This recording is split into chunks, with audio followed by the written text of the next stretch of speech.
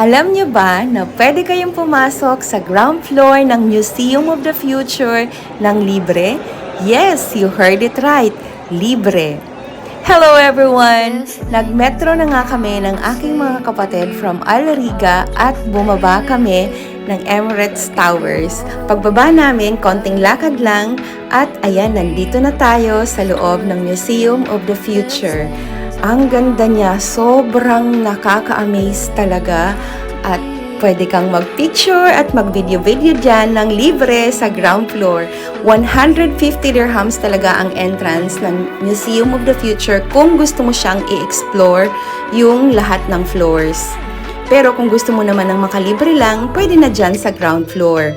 Siguraduhin mo lang pumunta ng weekdays kasi pag weekend, especially Friday and Sunday, napakarami talagang tao at hindi ka makaka-aura ng ganyan.